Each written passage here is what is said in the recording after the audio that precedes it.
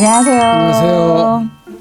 네, 여러분. 오늘 성균관 유도회 총본부에 오신 걸 환영합니다. 오늘 그래서 첫 게스트로 성균관 최종수 관장님을 모셨습니다. 와, 환영합니다. 반갑습니다. 네.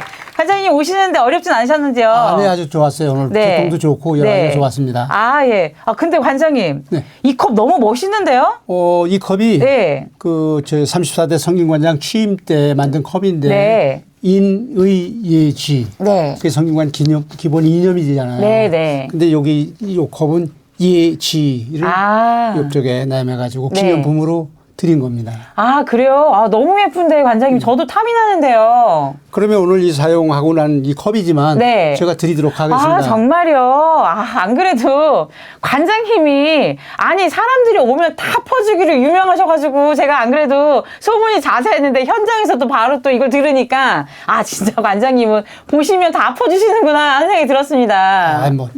세상에 내게 없잖아요. 네. 어차피 내 손에 가지고 있다가도 떠날 건데 더군다나 컵 하나 드리는 거 너무 그냥 부담 갖지 말고요. 그럼 다른 것도 필요한 거 있으면 네. 제 사무실에 오시면 책 같은 것도 드리도록 그렇게 하겠습니다.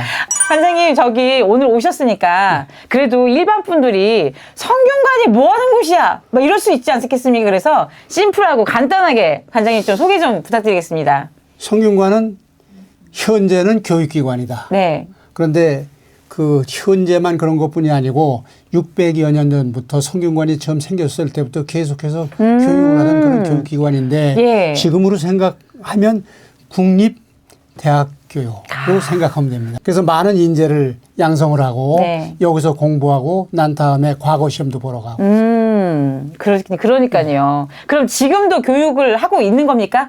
지금도 교육을 네. 여러 가지 경전교육도 물론 하지만 네, 네. 인성교육, 예절교육, 네. 휴교육 네. 이런 걸 하고 있습니다. 예. 성균관에서 진짜 여러분들 일반인들이 누구나 다 들을 수 있다는 거죠? 누구든지 할 수가 있고요. 네. 정기적으로 그 강좌를 열고 네. 그다음에 그 전국에 있는 234개 향교에서도 네. 거기서 그 지역에 있는 일반인들을 상대로 해서 경전교육, 그다음에 학생들 오게 해서 네. 인성교육, 예절교육을 하고 있습니다. AI 시대에 가장 필요한 인재가 관계를 잘 형성하는 어떤 시대의 인재가 가장 필요하다는데 성균관에서 지금 그런 거를 하고 있는 거네요. 인성이 가장 중요하니까요. 세상이 발달되면서 네. 방금 그 AI 말씀하셨는데 네. AI가 사람을 지배할 수가 있다 이렇게 생각이 되거든요. 네. 그렇기 때문에 네. 그럴 때일수록 더욱 기본적인 인성교육, 예절교육이 필요하다. 강조합니다. 예. 여러분들 우리 성균관에 그럼 자주 놀러 오셔야겠네요, 다들. 그럼요. 언제든지 환영하고요. 네. 늘 문이 열려 있습니다. 네. 제가 들리는 소문에 의하면 추사 동상을 3개나 세우셨다고. 예. 한 10년 전에 제가 추사 김정희 선생 기념 사업 회장을 할 때 탄생지인 예산, 네네. 그 다음에 4년 동안 유배 생활하신 제주도의 대정, 네. 그 다음에 말년을 보내신 과천, 세 군데 추사동상을 세 군데 세웠습니다. 네. 근데 이제 추사동상을 세웠는데 그 예산에 세운 거는 그래도 당신이 그 관직 생활하고 한양에 있을 때 그런 모습, 정장으로 벼슬 할 때의 모습, 네. 그런 모습을 담았고요. 네. 제주도에는 이제 4년 유배 생활을 하면서 얼마나 적적하고 그랬겠어요. 그럴 때 이제 멀리 바다를 내다보면서 고향을 가고 싶은, 한양을 가고 싶은 그런 모습의 추사 동상을 세웠고, 네네. 과천에는 이제 말년에 너무 쓸쓸하게 과천에서는 보내셨거든요. 네네. 과천에 계실 때는 여러 가지로 어려움이 많았어요. 경제적인 거, 그다음에 여러 가지 어려운 점이 많았었는데, 네. 그때 그 쓸쓸함을 담은 그런 동상을 세 군데를 세웠습니다. 와, 네. 그래서 세 군데 모습이 다 다르게 세웠어요. 다 그러니까 그 장소에 있을 때 그 모습으로 동상을 세우신 거네요. 그렇죠. 과천에서 추사 김정희 선생이 말년을 보냈잖아요. 네. 근데 많은 그 작품들이 그때 그 탄생을 했어요. 그래서 이제 그 기념 사업을 이렇게 하면서 연구 사업 계속해서 했는데, 그때 물론 출판이라든지 공연이라든지 번역이라든지 전시라든지 여러 가지 사업을 하는데, 그런 과정에서 일제 강점기 때 경성제국대학교에서 강의를 하던 후지스카 치카시 박사라는 분이 계셨어요. 추사로서 동경대학교에서 박사학위를 한 분이에요. 네네. 그래서 이제 그분 나중에 이제 찾아보니까 그분이 있는데 그분이 돌아가시고 네. 그분 아들이 살고 있다는 얘기를 들었거든요. 네네. 그래서 이제 뭐 어려운 점 여러 가지 많았지만 문화재 청장한테 부탁을 해가지고 좀 그분 주소 네. 이런 걸 좀 수배를 하고 여러 가지 방법을 찾다가 동경대학교의 요시다 교수라는 사람을 알게 되고 네, 그분 네. 주소로 해서 네. 전화번호 주소를 알아가지고 그 오, 다음 날부터 어머나. 그 아들 후지스카 아키나오 선생이랬는데 네. 그분한테 전화하고 편지를 하고 계속해서 와, 이렇게 네. 하면서 네. 한 1년 이상 교본을 쌓아갔어요. 예, 예. 그렇게 하면서 혹시 집에 추사 선생 작품이 남아 있느냐? 그럼 이분은 전혀 없다고.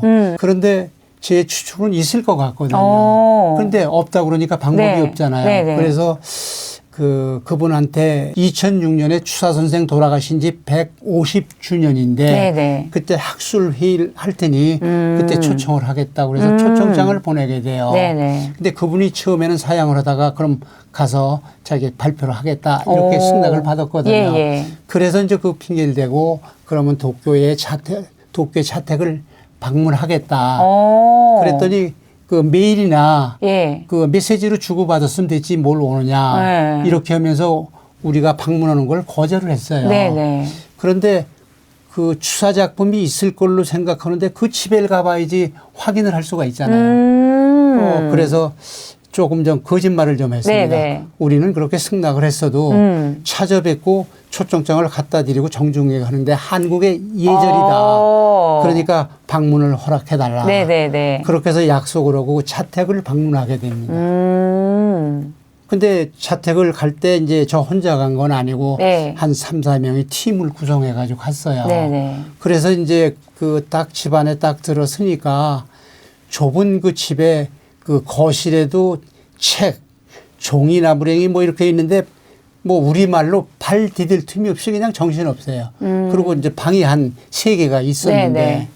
그런데 이제 우선 소파에 마주 앉아가지고 거실에서 이렇게 얘기를 하면서 하는데 다시 한번 추사 작품이 있는지 물어봤거든요. 그때도 없다고 그래요. 어머머, 네. 그래서 뭐 방법이 없잖아요. 그러니까요. 그래서 이제 이런저런 이야기를 하고 있는데 나하고 같이 갔던 일행 중에 네. 단잠 김영복 선생이라고 계세요. 오, 네. 그 진품 명품의 감정위원으로 네네네. 나오는 분인데 네. 그분이 그냥 쓱 빠져가지고 방을 3방을 이렇게 싹 돌아보고서는 바로 이제 마주 앉아서 얘기를 했는데 내 앞에서 우리 저 아키나오 선생 등 뒤에서 저한테 이렇게 딱 이렇게 사인을 하는 거예요.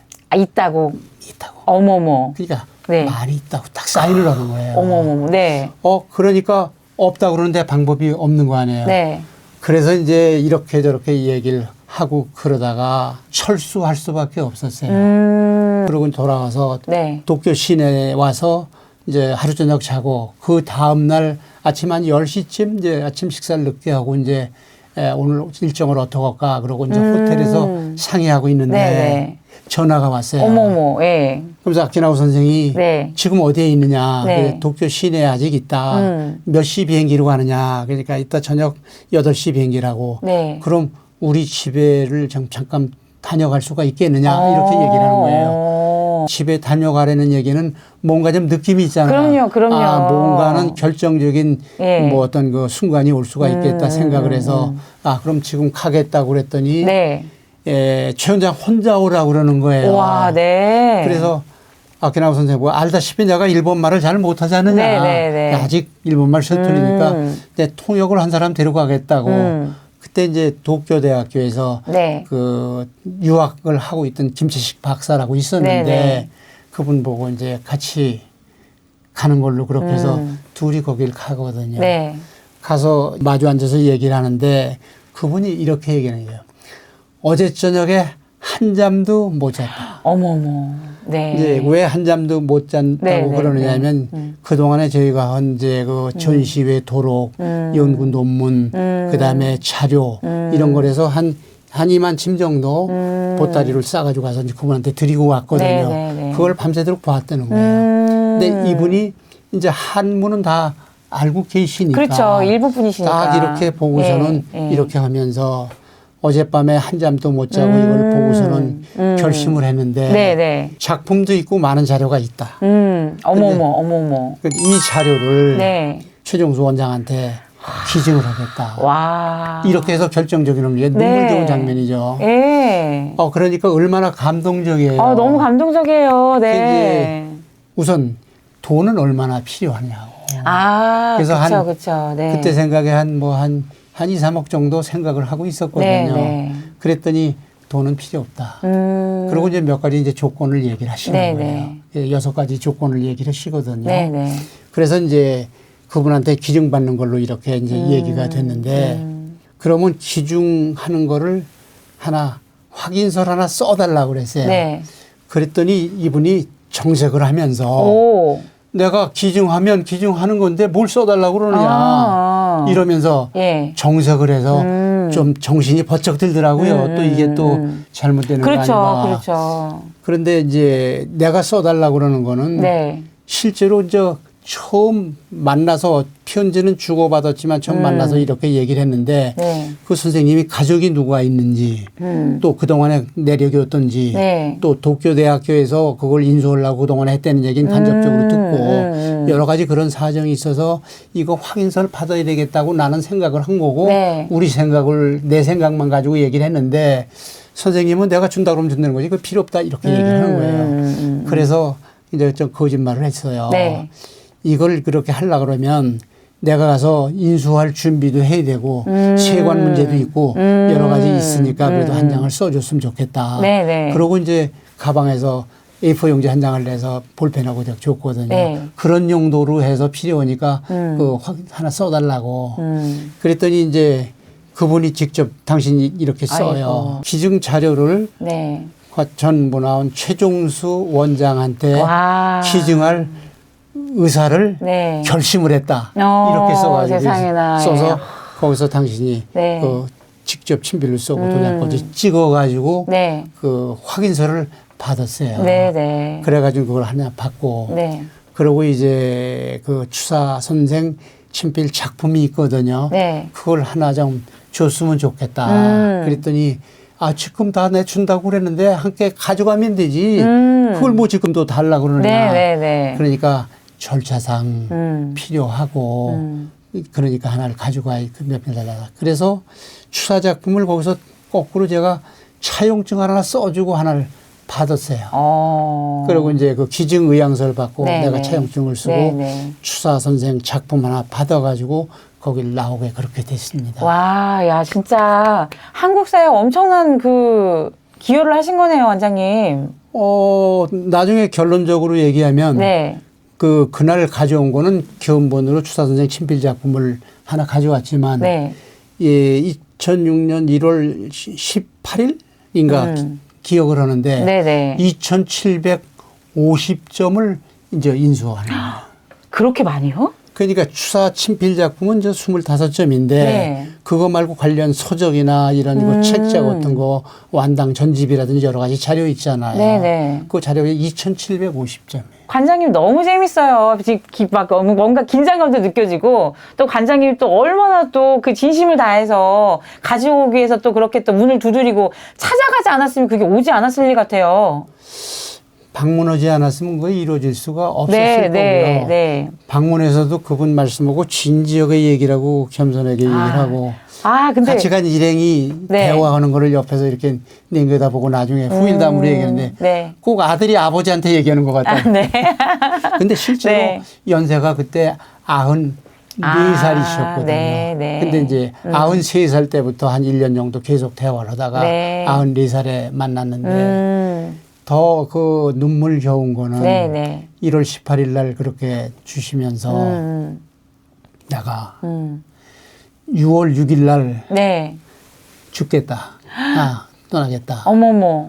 그리고 벌써 내가 죽을 건데 이 자료를 아버지 유업을 어떻게 물려줄 건가. 이게 결정이 안 돼서 자기는 죽지 못하고 사는 거다. 근데 그 왜 6월 6일이냐고 그랬더니 자기 부인이 6월 6일 날 네, 돌아갔대요. 네, 그러니까 네. 그날 자기는 자기 부인 곁으로 가겠다. 아이고. 그리고 실제로 많이 불편하셨거든요. 네, 네. 상당히 건강이 안 좋으셨어요. 그럼에도 불구하고 이 자료 때문에 자기는 죽지 못했는데 이제 홀가분하게 이제 자기는 부인 곁으로 가겠다. 이런 눈물겨운 이야기가 그러네요. 나오네요. 네. 와, 정말 저희 무슨 영화 보는 듯한 어떤 일이었던 것 같아요. 우리 그 성균관에 굉장히 중요한 인이해지. 이거를 지금 현실에서 잘 구현할 수 있는 게 효지 않습니까, 관장님? 네. 현대인들이 효를 하기가 너무 어려운 것 같아요, 관장님. 어떻게 하면 현대인들이 좀 쉽게 효를 할 수 있는지 좀 알려주시면 너무 좋을 것 같아요. 현대인들이 효를 하는 거는 누구든지 아버지, 어머니, 부모를 끔찍하게 생각하잖아요. 네네. 내가 이렇게 행동을 하는데 네. 우리 아버지, 어머니가 네. 좋아하실까, 싫어하실까? 거기 답이 다 나와 있어요. 내가 공부를 열심히 하고 참 잘하면 네. 아버지가 어머니가 좋아하시겠지. 효를 실천하는 길. 억지로 막 뭘 하거나 막 애쓰지 않아도 그냥 일상생활에서 그럼요. 이 행동이 부모님이 싫어할까 좋아할까를 좀 고민해서 하다 보면 그게 바로 효라는 거네요, 관장님. 그렇죠. 예. 낳아주신 부모에 대한 고마움을 안다면 또 부모에 대한 고마움, 조상에 대한 고마움을 효로 나타낸다면 네. 그냥 부모가 좋아하실 거라고 생각하시는 부분을 자기가 행동을 하면 그게 바로 효를 실천하는 길입니다. 그러니까는 편안하게 그냥 있는 자리에서 그렇죠. 네, 부모님 마음을 헤아려서 행동하면 그게 바로 효를 실천하는 거군요. 네. 예를 들어서 네. 최사립이 옛날 그전에는 어떻게 효를 실천했느냐. 네, 네. 자기 아버지를 즐겁게 해드리기 위해서 네. 친구들이나 동네 사람들이나 친척들이나 모아가지고 약주 대접하고 잔치를 하고 그래요. 근데 그 아버지가 그 약주를 좋아하셨나 봐요. 네. 이분이 술병이 나신 거예요. 아하, 그래가지고 예. 돌아가시게 된. 어머머, 어떻게. 이렇게 돌아가시게 생겼는데 병을 좀 낫게 해달라고. 네. 그렇게 기원하는데 어떤 기적이 일어나느냐 하면 네. 그 시골 옛날 집에는 벽을 이렇게 외를 엮는다고 흙을 바르잖아요. 그쵸, 그쵸. 흙으로 황토흙을 바르고, 예, 예, 예. 근데 그 속에 외를 엮을 때 네. 이 칡농쿨을 걷어다가 이렇게 엮어서 이렇게 했단 말이에요. 네. 최사립의 효가 원체 극심하고 하늘에 감동시키는 그 정도 효이기 때문에 그 벽에 있는 그 칡농쿨이 네. 걷어 나와서 칡꽃을 피웠다. 벽에 그 흙이 떨어지지 않게 칡넝쿨 감은 그 네. 칡이. 걷어 나와서 네. 그 꽃을 피우고 그래서 그 꽃을 따서 예. 가라탕을 끓여가지고 아버지를 드려서 그 병을 고쳤다. 어머어머. 이런 이야기가 네네. 그대로 전해지고 있어요. 네네. 일부는 그 조선왕조실록에 일부는 네. 삼강행실도에 그 칡꽃의 전설이 실려져 있어요. 와, 그러면은 효라는 것도 그 내가 일상에서 잘 지키고 있으면 또 하늘이 또 감흥해서 또 그럼요. 많은 일들이 일어나네요. 네. 지금도 우리가 모르는 네. 어떤 기적 같은 게 있을 거예요. 우리가 모르는. 근데 이제 그걸 모를 뿐이죠. 그러니까 얼마나 정성스럽게 부모님한테 효를 다하냐는 우리가 모두 꼭 해 나가야 될 거고 세상 사람들 모두 그렇게 하면 그다음에 지금 어려운 세상 살면서 정치하는 사람이나 사업하는 사람이 뭐나 효자는 다 잘 되도록 돼 있어요. 네. 뭔지 모르게 관장님이 말씀해 주시니까 진짜 효를 하면 뭐든지 일이 다 잘 될 것 같은 어떤 느낌이 듭니다. 그 효를 그 아이들한테 가르치기 위해서 네. 한국효문화센터라고 사다는 법인을 만들어서 이렇게 하는데 코로나 전에는 한 10,000명 정도 학생들이 참여를 해요. 네, 네. 글짓기, 그림 그리기, 그다음에 뭐 사진, 그다음에 무용대회 이렇게 해가지고 효 무용대회를 해서 효를 이렇게 하는데 네. 예, 그래가지고 많은 시상을 하거든요. 네. 그래서 뭐 1년에 한 1,000명 정도 이렇게 시상을 하고 그랬어요. 네, 네. 그런데 이제 그게 어떻게 나타나느냐 하면 그 어머니가 찾아와서 우리 애가 요즘에 달라졌어요. 네, 네. 무슨 말씀이에요? 그랬더니 효에 대해서 글짓기, 그림 그리기 대회, 뭐 사진이나 무용대회나 이렇게 참석을 하잖아요. 네. 그리고 시상을 받으고 집에 와서 하는 게 저하고 다 공손히하고 엄마한테 잘할게요. 어. 이렇게 자기가 얘기를 한다는 네, 거예요. 네, 네. 행동거지가 달라진다는 거예요. 네, 아니, 저 이제 대학교 애들을 가르치니까 네. 제가 과제를 뭘 내준 적이 있었냐면 부모님한테 30일 동안 매일 칭찬을 해드리고 다음에 부모님이 무슨 말을 했는지 대사를 적어갖고 네. 제출하는 걸 했어요. 그러니까는 부모님이 너 갑자기 왜 그래 물어보더래요. 그래서 이거 교수님이 숙제 내줘서 이거 하는 거야. 그랬더니 그 교수님 참 좋은 교수님이라고 저도 칭찬받은 적이 있습니다. 그래서 실은 그 부모님하고 나누는 어떤 감정이 우리가 가장 먼저 배울 수 있는 감정이고 그 다음에 그 감정을 쌓아나가는 것이 타인에 대한 어떤 애정도 쌓아나가는 길인 것 같아요. 많은 단체에서 효를 이렇게 선양하고 네. 아이들한테 자꾸 가르치려고 그러고 그렇게 하잖아요. 네네. 근데 이제 중요한 게 딱 하나가 있어요. 네. 효에 대해서 그러니까 네. 인성교육이나 한자 교육 같은 거는 그 과정이 아예 1학년 교재에 들어가 있지도 않아요. 우리나라의 교육 정책에 네. 문제가 있다. 예. 우리나라 말이 한 80% 90%가 한자로 된 우리 글을 쓰고 있거든요. 그쵸, 말을 하고 그쵸. 있거든요. 네네. 그런데 아이들한테 그냥 한자를 안 가르치고 그냥 한글로만 이렇게 하면 문해력이 떨어져서 아직 제대로 못할 거예요. 네, 그래서 네. 성균관에서도 그런 걸 주창을 하고 그런 교육을 하고 전국에 있는 그 향교에서도 하고 있지만 지난번에 용산에서 모였던 7대 종단 그 모였을 때 있어요. 네네. 근데 공교롭게 대통령이 바로 옆에 앉아 계셨어요. 그래서 대통령께 건일 그 말씀을 드렸어요. 네. 그래서 지금 말씀하신 그 이야기. 네. 인성교육하고 한자교육하고 해야 될 필요가 있습니다. 교육정책에 문제가 있습니다. 그러고 직접 말씀을 드렸어요. 그래서 지금 결과가 어떻게 됐습니까? 그 다음날 네. 그 문화체육관광부하고 교육부에서 연락이 왔어요. 네. 당신 도대체 아마 당신이라고 그러진 않았지만 어떻게 얘기했길래 대통령한테 무슨 그 말씀을 드렸길래 이런 얘기가 오느냐. 그래서 이제 그 내가 직접 할 거 아니고 계획서를 좀 만들어서 드리겠다고 그래서 네. 대통령한테 자료 드린 거를 좀 정리를 해가지고 문화체육관광부하고 교육부에 보냈어요. 네. 그래서 아마도 저는 내년에 교육 정책에 반영이 되리라고 확신을 합니다. 그러면은 구체적으로 초등학교에 무슨 교육이 필요합니까, 관장님? 인성교육이죠. 네. 효교육이죠. 효교육. 예. 예절교육이죠. 예절교육. 한자교육이죠. 예, 예. 그리고 대통령께서도 그날 네. 직접 메모까지 하고 그러셨어요. 그래서 내년에 교육 정책에 바꾸신다면 네. 좋은 계기가 되리라고 생각을 하고 예. 우리나라의 예. 그 기본적인 게 그렇죠. 영어도 하고 뭐 여러 가지 다 해야 되죠. 그쵸, 그쵸. 근데 그건 영어 같은 건 그냥 그 자연히 그냥 하게 돼 있어요, 지금. 네, 네, 여러분. 네, 네. 그래서 기본적으로 그 인성교육이 없는 상태에서 그런 그 영어나 뭐 이런 것만 잘하면 나중에 그 어린이들이, 네. 학생들이, 예. 젊은이들이 네. 자라서 어떤 사람이 되겠느냐. 관장님, 그러면은 저희가 초등학교 학생들이라도 네. 효와 인성, 한자 뭐 이런 것들 교육이 정말 필수 과목으로 들어가서 아이들이 그냥 자연스럽게 느끼는 감정 아닙니까? 네. 그런 것들이 잘 발현될 수 있는 리더를 지금 꿈꾸시는 거잖아요, 관장님. 그렇게 되리라고 저는 확신을 네, 네, 하고요. 네, 네. 전국의 234개 향교에서 지금 그렇게 하고 있고요. 네, 네, 네. 그래서 이제 거기 아직은 뭐 여러 가지 그 미흡하지만 네. 그게 더 사회에 확산되고 네. 우리나라 교육 정책의 확산이 되리라고 저는 확신합니다. 네, 관장님, 그럼 마지막으로 혹시 하고 싶은 말씀 있으시면 좀 해주십시오.